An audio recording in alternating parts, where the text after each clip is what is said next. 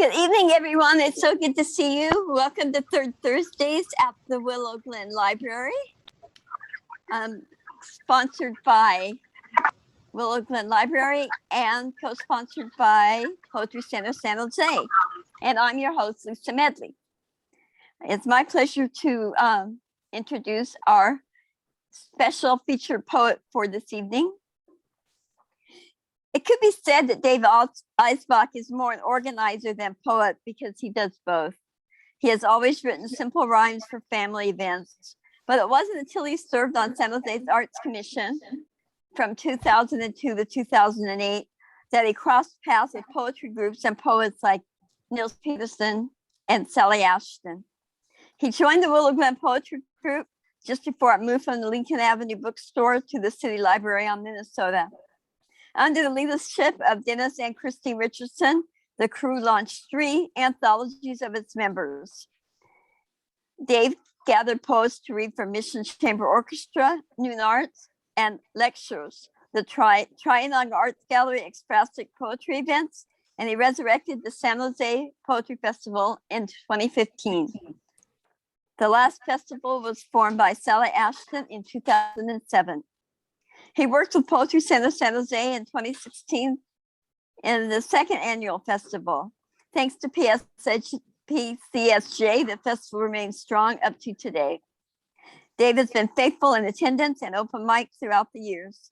He has read before the Willow Glen Poetry Project, presented at Flash Fiction and KKUP for the Poetry Festival.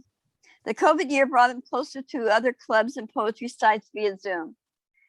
This period saw a change in his poetry, a little darker, with an emphasis on the sonnet and villanelle. He continues to look for meaning in his poetry. Dave has a book of poetry, Entwined, came out in 2019, and the price is $14. If you would like a copy, he can be reached at deisbach@sbcglobal.net. Please welcome Dave Eisbach. Thank you very much, Lisa, and thank you very much for the old crowd to show up again. It's it's heartwarming, and I'm very pleased. I wanted to thank Lisa, who has just flowered in recent years with Third Thursday being the host, the Lounge, Word Warriors, and a host of other things. She's just a dynamo, and I love to have her. It's just a great thing. Tonight's reading will be kind of a retrospective and a tribute really to those who've helped me to become an improved poet. Now, like Casey Fitzsimmons, without whose critique, editing, organizing, and printing of my book Entwined in 2018, it would not have happened. Then Nils Peterson and Sally Ashton's, their workshops showed me where I'd like to be. And Keiko O'Leary, whose little books kept me going for 3 years. I'll get into that, and I'll read from my little books as well. Then I can't forget Erica Goss, who, as the poet laureate for Los Gatos, held these brown bag luncheons for poets. And there were 8 or 10 of us usually there. And it was one of the highlights because we had self-criticism on the nice kind. So it was really wonderful, and I learned quite a bit from that. So under the heading here, I'll just go through a couple of poems at a time, and this would be a general heading about family. And this is my grandmother, Iti. I learned much later on into my adulthood that Iti means mother, because I never learned how to speak Finnish, And my mother and her sisters and brothers would always talk to her in Finn. And so I used to call her mother as well, not grandmother. I don't even know the word for grandmother. Anyway, Aiti. Grandma Aiti spoke only Finnish after 60 years in America because her children made fun of her accent. She wore heavy one-piece dresses, thick medical stockings over formless ankles. A brightly colored babushka tied under the chin covered gray hair tightly rolled into a bun. Faded blue eyes straddled a rounded nose. Her cheeks, translucent as ripened plums, graced her oval face. Her hands were pink, surprisingly smooth, despite her life of hard labor. She had a spirited laugh, with her head thrown back. When we were alone, burdened by silence, she was pensive. Her eyes looked up, locked tightly onto nothing, and suddenly she would release a string of hoi, hoi, hoi, hoi, hoi, hoi, hoi, in descending loudness like birds coming to roost. In Berlin, I met a girl who helped me pen a letter in Finnish to Aiti. It mostly said, I love you. That was my Finnish grandmother. And I also wrote a poem about my American grandmother. And it's called The Legacy in Soap. Only once had I been in Grandma's basement, clean, well lit, opposite of her sons, who saved everything. It wasn't the wringer washer that caught my eye, or the deep sink and its ribbed drain board, but the sturdy wooden table, bleached white, not a trace of varnish, and the peck-sized basket on it. The cane basket held a mound of yellowed remnants laundry soap, the half brick size, worn to less than what hotels offer. Toppled tombstones came to my mind. How many hours had she spent washing clothes for 6 kids, her unmarried brother, sister, and sister-in-law? Was she saving these bits of soap to press into a usable bar again? I see her thin figure, barely 5 feet, her permanent smile, twisted fingers, kneading absolutely the best bread, baking rhubarb custard pie, mixing lemonade with orange, each a legacy of love. No one could make oatmeal taste so good. The soap basket takes me gently and curiously back, a reunion lost to my grandchildren, saved only by these lines. The next one comes under the heading of change. It's a sonnet and it's ending. It's called Ending. I held her tightly, casting pride aside, repeating vows to love and not deceive. A gnawing pain I tried in vain to hide, cursed every effort's hope to relieve. Wounded I, who tasted bile, accepted our love had fallen into troubled slumber. The melody of love lay mute, encrypted, in voids. Sadness reigned unencumbered. The avalanche of years slowly concealed the hurt, self-doubt, low esteem, and dismay.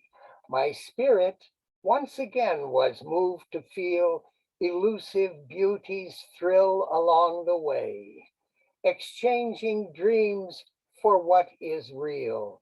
Even now, a gesture Something she said stirs in me what I long thought was dead.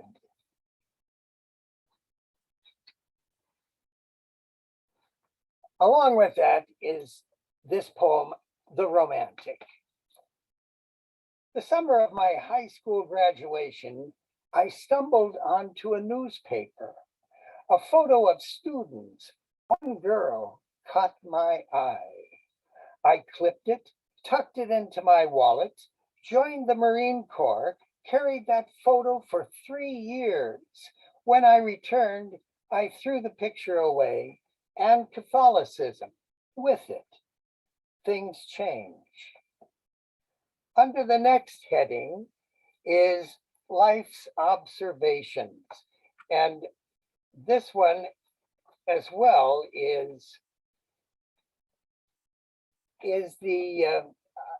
the thought of my book, Entwined.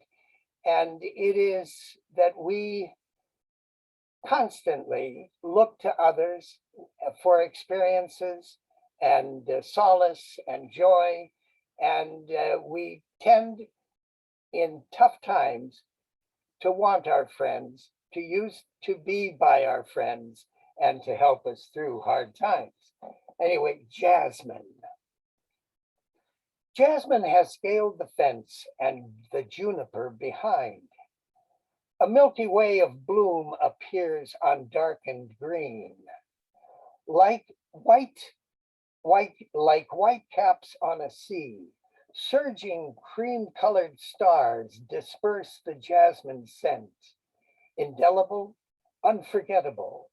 When tender tendrils find nothing more to grasp, they cling to each other for stability and light, hoping to climb forever. And this next one is, I think, Love. This one is entitled Love, and it seems to be somewhat out of order, but I will find it.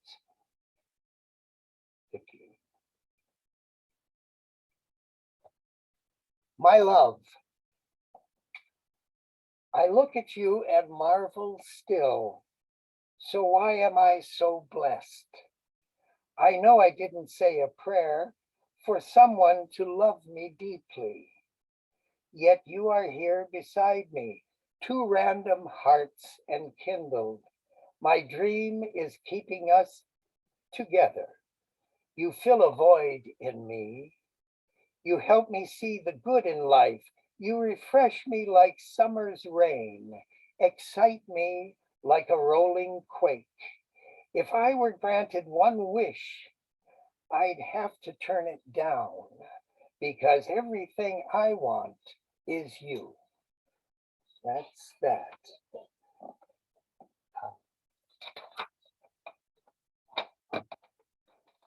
Now, a little on the lighter side is this one.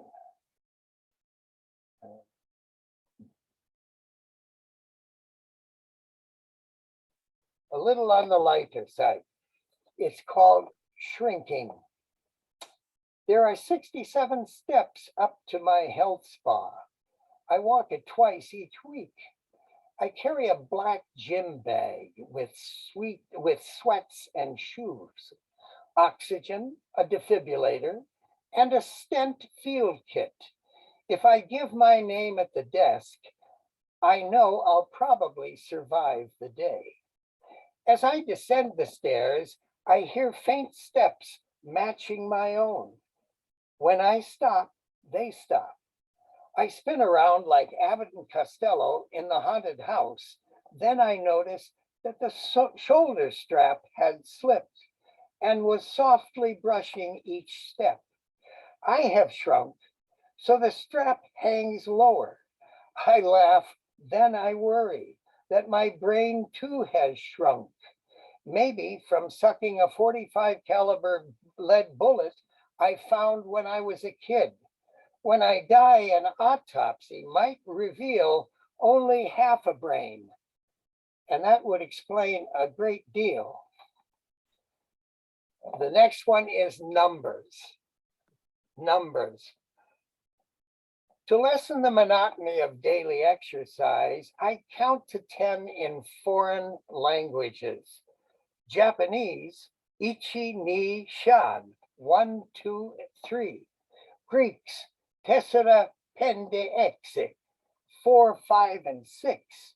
Norwegian, sju, vi, vete, ne, te, 7, 8, 9, and 10.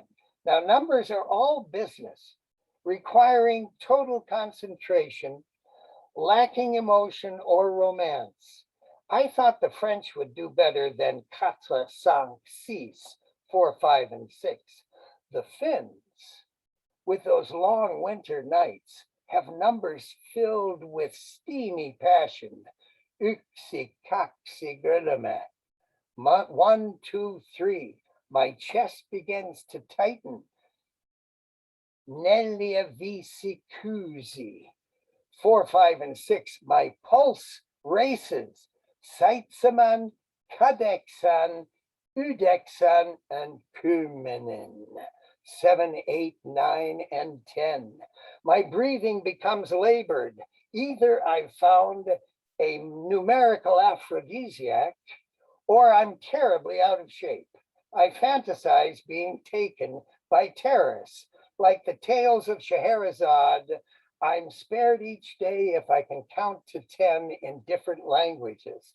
With my luck, however, their fixation would be on number 11 or 72. The 72 is a reference to the terrorist suicide people who are looking for 72 virgins in heaven, as I understand. So that ends the going back, and then I love children and how they act, and I have here under children, Joy Unbound. The little blue-eyed boy with flaxen hair, tan corduroys, blue shirt, and matching sneakers came running toward me. His shoes slapped the concrete. His body was subject to awkward jolts, like a novice in a foot race. His smile was just short of laughter. Pure excitement streamed from his face, with joy enough to raise the moribund.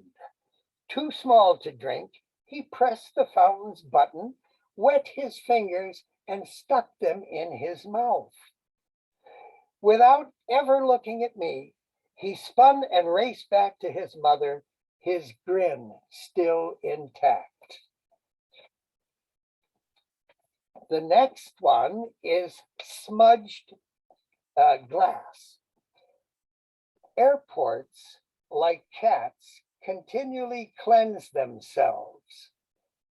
A large HSBC logo in bold red letters on a boarding tunnel shows clearly through spotless glass.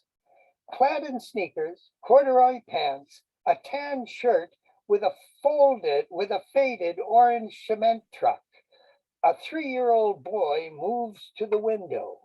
His nose nearly touches the glass. He presses his left palm to the glass.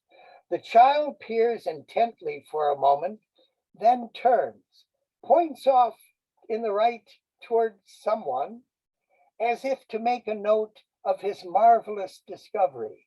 With each repetition, he inches a little bit further to the right, leaving a growing line of palm and finger smudges. Before his parents whisk him away, before the window cleaners come, before his fascination wanes, this little boy leaves his first public statement.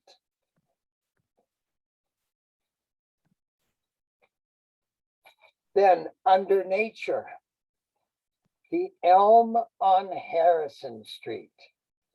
I used to sit between the roots at the base of a magnificent elm. The bark was thick and rough to the touch. The leaves had veins of gold with velvet undersides. She gave me shade and comfort in the shelter of a summer's day. Color was her gift in autumn, fallen leaves of red and yellows. Her outstretched arms in winter's grip carried snow's even line. Hesitant buds came with the spring. Life was renewed once more. I yearned to sit between the roots and visit my friend once more. But Dutch elm disease claimed her,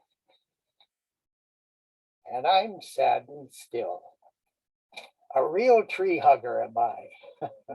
So, and this is a sonnet, not just a walk. I leave the road and take a winding course, a path narrowed by forest verdant mass. Far off I hear the sound of the river's force. Oak leaves, brittle dry, complain as I pass. Small limbs lie insecure under lichen's grasp. Tan oak and pine attempt to grasp the sky. Brushes tightly hold their blooms to the breast. Saplings race toward the sun and sigh. From path to potpourri of leaf, twig, and loam, on all sides comes my old mentor, poison oak. Lace-like ferns and violets also claim a home. Water on stones and violets also claim a home. On my return, I have strength and peace inside, foreseeing the gentle marvels as worlds collide. Hey, Juan. Oh, thank you, thank you. The shape of day. Clouds like thinly spread cottage cheese cling to a sky of off-washed blue. A marine layer with puffy muffins on a dark tray glides eastward without design. Tickled by tree-studded hills, jet vapors crisscross the sky, weaving a delicate basket that envelops all. And with that, now I turn to Kaiko O'Leary and her small books. They're very small, and you have 8 pages folded out of an 8.5 by 11. And you have a title page, and then you have 7 poems inside. And I have pulled 5 of them during my interlude since the book and so on. One of my favorites is one that I think I got in Nils Peterson's class at one time. It's called The Window Man. In 4th grade, it was the single violet clinging to a gray-hewn stone. In high school, over a hissing radiator, it was the marching cadets on the parade ground below. Just like the one, this old house has a bay window, just like the one where my grandfather placed his chair, and with cigar in hand, balanced a 3-inch ash. I've always been a window man. This next one is called The Design of Darkness. And this came out of Sally Ashton's workshop at one time. The Design of Darkness. Day has turned away. The earth has cooled. Patterns of stars like raindrops caught in a spider's web stir insect passions to a high-pitched din. Large hungry eyes move about, swaddled in the cloak of day's demise.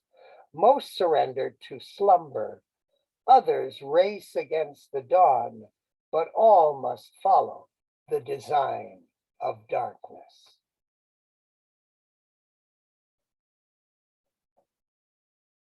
The next is onion, red onion. Onion, red onion, so pleasing to the eye. Your outer garment is as thin as butterfly wings. The stories each layer tells brings me to tears. Oh, my red onion, you thrill my palate. Your recipes are found in Egyptian clay. Congenial, you play so well with others. Thrive, resist Monsanto's onslaught. Onion, my sweet red onion.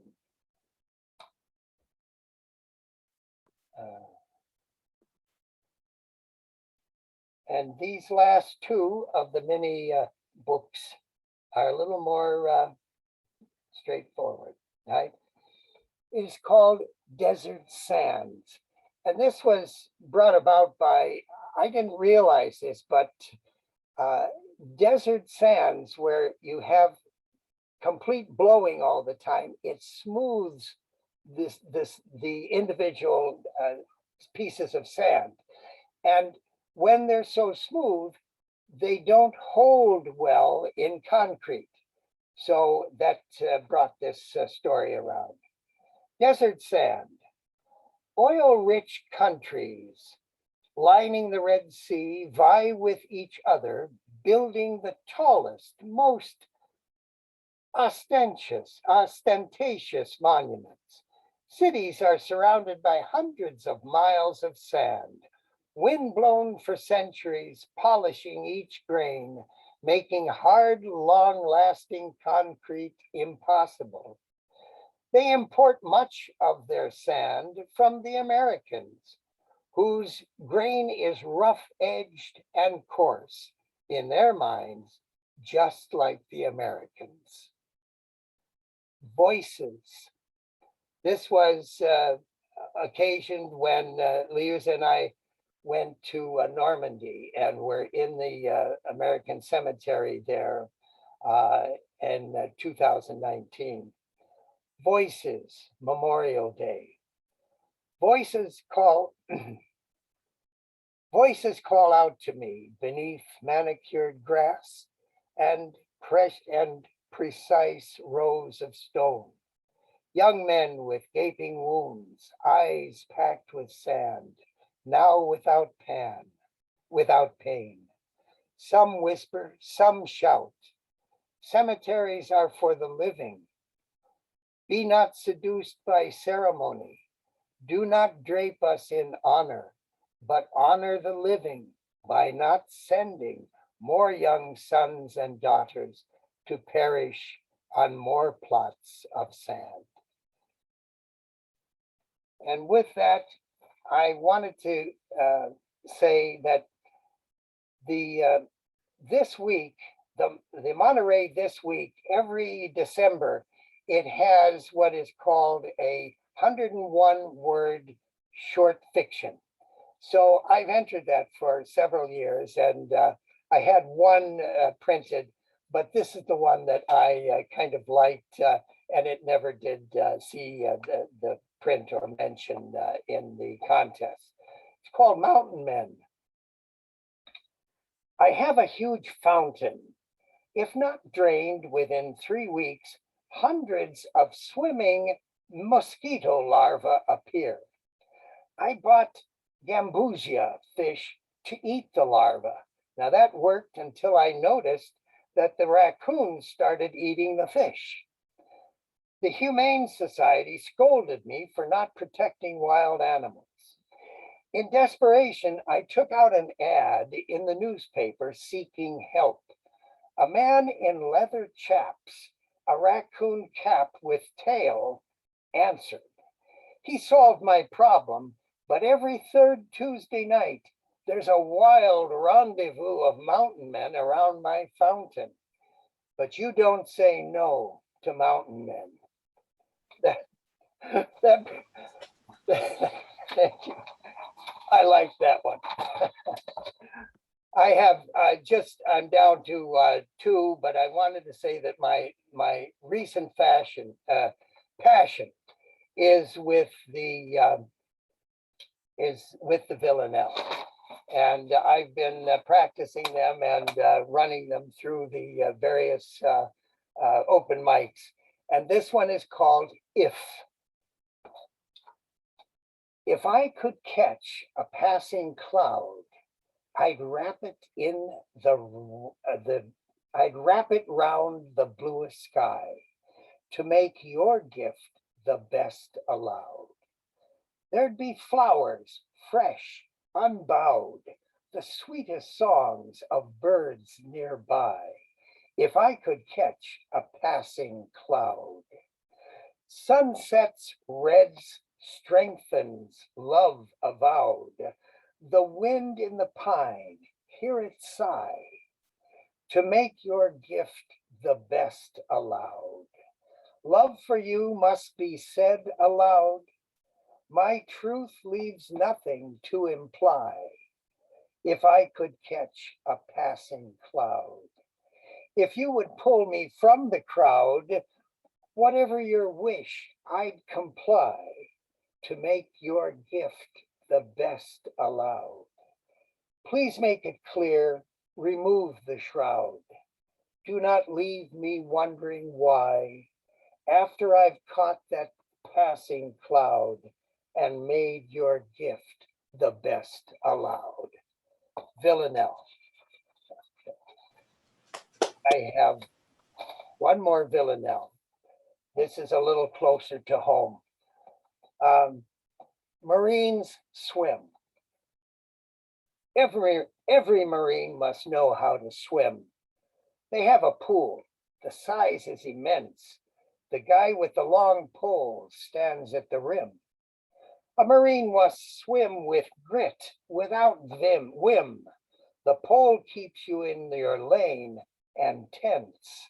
Every Marine must know how to swim. Mustn't drown before the battles begin. Remember those things that help your defense.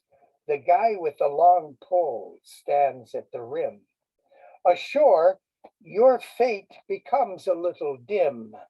Pool and pole lessons now make sense. Every Marine must know how to swim. Boot camp's more than being agile and trim. Courage among brothers is the essence. The guy with the long pole stands at the rim. They play not the role of the seraphim, but for the damage that they disperse. Every Marine must know how to swim, do their job, and watch the guy at the rim.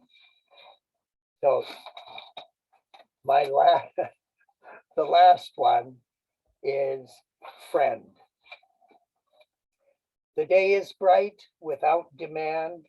Come with me, take my hand. We'll seek the coolness of the trees, canyon dryness, or ocean breeze. The only message I want to send is come with me, be my friend. If I hurt you, please let me amend. Fault weighs heavily on my soul. Help me accept my role to be your friend. Thank you very much. Appreciate it. Thank you. Thank you so much, David. Thank you. It's a Thank wonderful. You very much. Thank you. Thank you. Let's Well done, everybody David. let's everybody unmute ourselves and give him a proper thank you. I love your poetry. Oh, David, all right. Way to Your go. wife, Thank you. your wife is a lucky lady. Good stuff. Thank Yeah. you. Thank you very Awesome. much. Beautiful, beautiful. That was wonderful. Thank you so much. Thank Yeah. you, Lisa, again. Thanks, David.